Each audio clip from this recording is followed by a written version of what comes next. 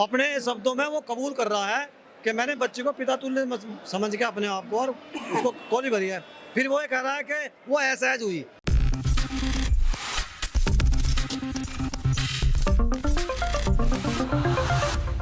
नमस्कार, मैं प्रांशी राठौर और आप देख रहे हैं नेक्स्ट 9 न्यूज।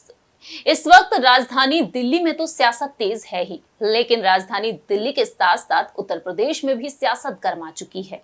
बड़ा मुद्दा है यहाँ पर महिला पहलवानों का। यौन उत्पीड़न का आरोप लगाया गया बीजेपी सांसद और डब्ल्यूएफआई के प्रमुख रहे ब्रजभूषण शरण सिंह पर।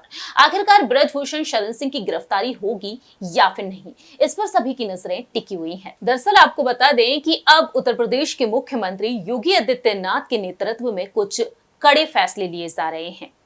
ब्रजभूषण शरण सिंह पर महिला पहलवानों ने जो आरोप लगाया है यौन उत्पीड़न का, उस आरोप को देखते हुए यहां पर लगातार जनता भी मांग कर रही है और तमाम विपक्षी दल भी। लेकिन मोदी सरकार ने अब तक इस पर कुछ नहीं कहा है। देश के प्रथम नागरिक राष्ट्रपति द्रौपदी मुर्मू जी से भी गुहार लगाई जा रही है। जानकारी दे दें कि 23 अप्रैल से राजधानी दिल्ली के जंतर मंतर पर धरना प्रदर्शन की शुरुआत की गई, लेकिन 28 मई को दिल्ली पुलिस ने इसे हटा दिया। उन्होंने तब हटाया जब नए संसद भवन की तरफ कूच करते हुए नजर आए पहलवान। एक तरफ देश के प्रधानमंत्री नए संसद भवन में भाषण दे रहे थे, वहीं दूसरी ही तरफ महज कुछ किलोमीटर की दूरी पर ही इन पहलवानों को घसीटा जा रहा था दिल्ली पुलिस की तरफ से। उन्हें जिस तरह से डिटेन किया गया, उसे देखते हुए यहाँ पर हर किसी का दिल पसीज गया और हर कोई यहाँ पर मोदी सरकार की आलोचना करने लगा है कि जिन बेटियों के साथ आप फोटो खिंचवाते थे, जो गोल्ड मेडल जीत कर लाती थी, आखिरकार उन पर कुछ क्यों नहीं बोल रहे हैं। तो अब देखा जाए उत्तर प्रदेश के मुख्यमंत्री से कहीं ना कहीं लोगों को आस लग रही है। दरअसल आज का दिन ब्रजभूषण शरण सिंह के लिए काफी ज्यादा खास था, लेकिन इस खास दिन पर पानी फेर दिया सीएम योगी आदित्यनाथ ने। जी हां, अयोध्या नगरी के दौरे पर नजर आने वाले थे ब्रजभूषण शरण सिंह। एक जनसभा को भी वह संबोधित करते, रैली का आयोजन किया जा रहा था, लेकिन प्रशासन ने इसे रद्द कर दिया। मर्यादा पुरुषोत्तम श्री राम की नगरी, जी हां, इस राम नगरी में ब्रजभूषण शरण सिंह एक रैली करने जा रहे थे, लेकिन उस रैली को रद्द कर दिया गया। ऐसे में देखा जाए इसे कड़े एक्शन के तौर पर देखा जा रहा है। तो क्या योगी आदित्यनाथ, जिनका नाम जुबान पर आते ही जहन में बुलडोजर और एनकाउंटर जैसे शब्द जरूर आते हैं, माफियाओं को मिट्टी में मिला दूंगा, ये बातें वह कहते हुए देखे जाते हैं, लेकिन आज देखा जाए तो योगी आदित्यनाथ क्या ब्रजभूषण शरण सिंह पर कोई अहम फैसला लेंगे या फिर नहीं। आपको जानकारी दे दें, दोनों के बीच एक लंबी अदावत भी चल रही है लंबे वक्त से। पहलवानों ने जिस तरह से एफआईआर दर्ज कराई है, पॉक्सो एक्ट के तहत भी एफआईआर दर्ज हुई है और दिल्ली के कनॉट प्लेस में भी एफआईआर दर्ज हुई है। ऐसे में राजनीतिक गलियारों में यह गूंज रहा है कि इस बड़े मुद्दे पर यूपी भाजपा के किसी बड़े नेता का नाम कोई बड़ा बयान सामने नहीं आया।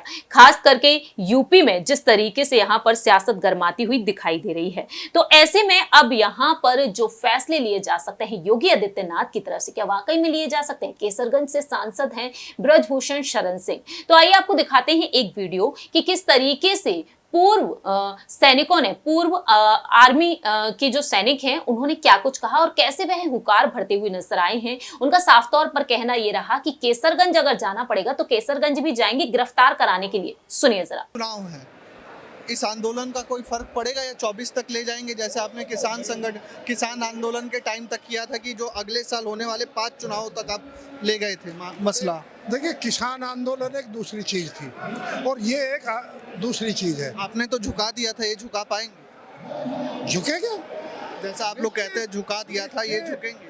निश्चित झुकेंगे। और ब्रजभूषण शरण अगर इस तरह से ये जांच कर गिरफ्तार नहीं करते हैं, और पहली बात तो हो जाना चाहिए था अभी तक, जबकि ये कहते हैं कि हम कन्याओं को पूजते, कन्याएं वो हैं हमारी माताएं, हमारी द्रौपदी है, यो है, कैकेयी हैं, ये हैं। और आपने एक सवाल और करा बड़े भाई से कि ब्रजभूषण शरण जी ने कुछ और नाम दिया, रामायण का नाम लेकर के। क्या मंथरा बोला था। हमारी बच्चियां मंथरा हैं क्या? शर्म नहीं आती उसको इस बात को कहते हुए?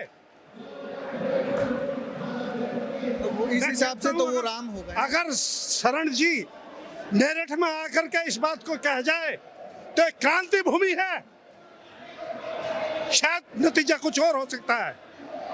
यही बात बोलता आप कैसरगंज में अब वो बोलते हैं आप में दम है तो आंदोलन कैसरगंज में कर दीजिए। नहीं कैसे क्षेत्रवाद अगर जरूरत पड़ेगी तो उसका भी घेराव होगा। अगर जरूरत पड़ी तो उसका जब 20 किलोमीटर में मकान बना हुआ है, 3 हेलीपैड बने हुए हैं, तो देखिए वहां जानता गोबर कर के भर देगी उसको। ये भी हो सकता है। और प्राणों की आहुति देनी पड़ेगी तो वो भी देने के लिए तैयार हैं हम। जब हम सीमा पर नहीं डरे तो यहाँ क्या डरेंगे अपने मुल्क में। ठीक, आप किसान भी हैं, फौजी भी हैं, शांत रखें। हाँ बताएं। ब्रजभूषण शरण अपने आप को राम कह रहा है, अपने शब्दों में वो कबूल कर रहा है कि मैंने बच्चे को पिता तुल्य समझ के अपने आप को और उसको कॉली भरी है। फिर वो ये कह रहा है कि वो असहज हुई। पिता एक बच्ची को पुचकार यार मत्थे से लगाए, क्या बच्ची असहज हो सकती है।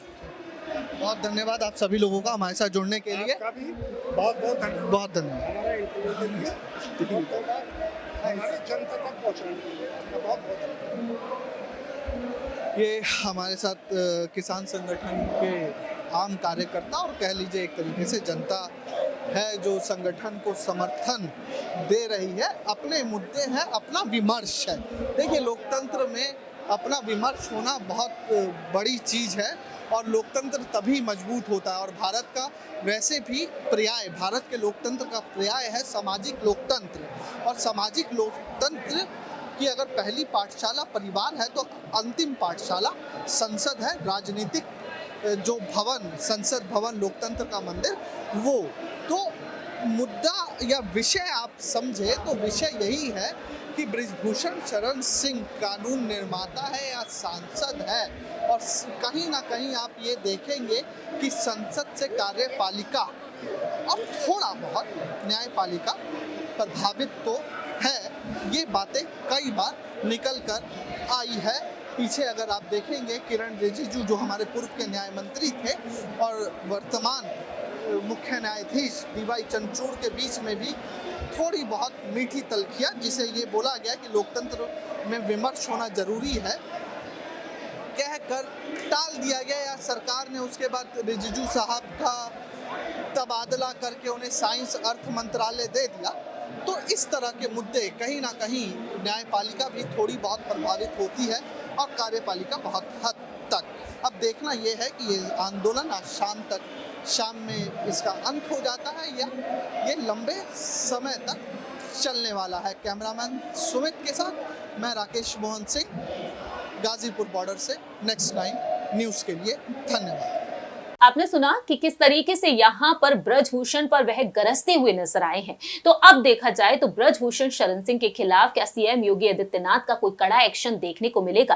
क्या सीएम योगी का यहाँ पर जिस तरीके से जो वर्चस्व देखने को मिलता है वो वर्चस्व अब यहाँ पर देखने को मिलेगा? देश की महिलाओं के लिए सम्मान की बात करते हैं पीएम मोदी जी, लेकिन आज देखा जाए वही देश की महिलाएं किस तरीके से परेशान हैं। देखते हैं कि आखिरकार यहाँ पर योगी आदित्यनाथ की तरफ से कोई फैसले लिए जाते हैं या फिर नहीं। लेकिन दूसरी ही तरफ 2022 में जो विधानसभा चुनाव देखने को मिले, उन विधानसभा चुनाव में यहां पर यह दावा किया गया कि करीबियों के टिकट मांगे गए थे ब्रजभूषण की तरफ से, लेकिन उनके मन का नहीं हो सका। और 2022 में गोंडा और बलरामपुर में बाढ़ के दौरान ब्रजभूषण ने जमकर योगी सरकार पर हमला बोल दिया। दूसरी ही तरफ देखा गया कि ब्रजभूषण शरण सिंह कई दिक्कतों का सामना करते हुए नजर आए थे योगी सरकार के नेतृत्व में। ऐसे में यही देखा गया है कि गोंडा में सरकारी जमीन पर कब्जा मामले में ब्रजभूषण के जो भाई हैं शशि भूषण सिंह के बेटे सुमित सिंह के खिलाफ जालसाजी का केस दर्ज किया गया और इसमें 9 लोगों का नामजद बनाया गया। और इस घटना के बाद ब्रजभूषण और सीएम योगी के बीच सब कुछ ठीक नहीं होने की बात भी सामने आई। अब देखते हैं कि आखिरकार यहां पर सीएम योगी आदित्यनाथ कोई अहम फैसला सुनाते हैं या फिर नहीं। हमारे इस खास प्रोग्राम में इतना ही। बाकी के तमाम अपडेट्स के लिए आप देखते रहिए नेक्स्ट 9 न्यूज।